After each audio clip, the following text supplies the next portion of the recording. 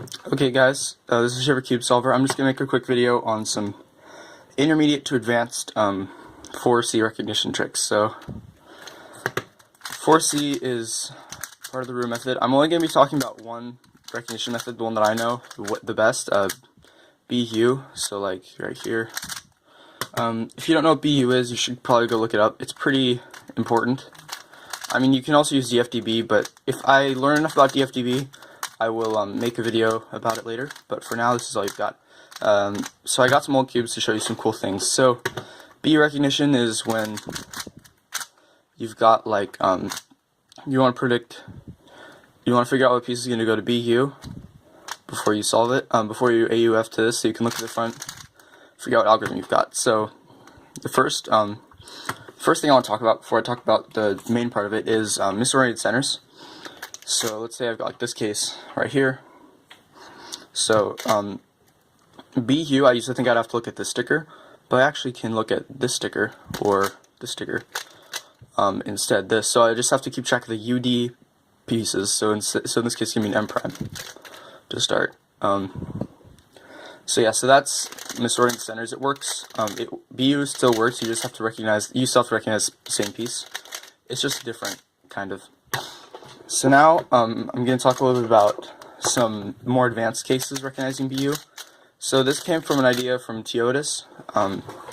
He was talking to me on the Roux Method Facebook group solvers that what he does sometimes is he'll recognize where BU is before he finishes 4B, before he even starts 4B. So like the basic case is when you're having an M2 away, then you can just look at this case right here, this piece that will go to BU right here, and you can figure it out.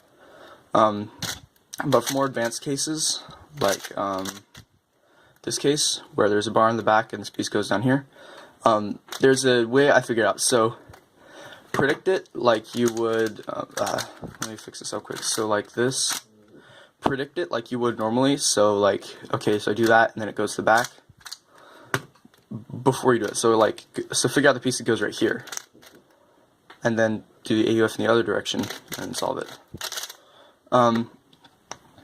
That works with the other cases as well. So like, let's say I've got this case or this case, I can do the same thing. So then if I move this right here, this will be in the back. So then my BU color is red. So then I can start from there. So that's about all I want to talk about. One thing quick, dots canceling. So I'm going to talk about dots canceling a little bit. So there's this case where for the M2 away case, it's pretty simple. You just make it so the pieces are opposite each other and then do the columns case, which looks like this. Because you're basically solving UF and UB and then doing this. So that's all you have to do to solve that case. The same for the other one, except you're doing M2 at the end.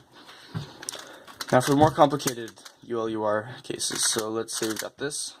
So if you've got a bar on either side and the entire top is solved except for this piece, then you know that you're going to get dots. So the normal thing is, instead of, for these cases and the cases like this, you want to make sure that you don't do this normal case. You do the opposite. So in this case it's M prime, U2, M prime, and then you do a U2 and then adjust and you should solve it. So let's do it. Let's show you this case as well. So then I messed up. Okay, like that. So then if this is a case, then there'll be this completely solved line, and there should be this solved like block right here. In this case, you just do the same thing. So then like that, and then you should have an M2 at the end. For those are the easiest way to cancel dots, because you can do those in basically any possibility. So I will show you a little bit about, I'll show you a few example solves showing you exactly what I'll do. I'll maybe do one or two. So let's say I've got this case, so then dots, I see that my LR edges are right here, I AUF, and this isn't going to be a 3-cycle case, because there's only one edge right here.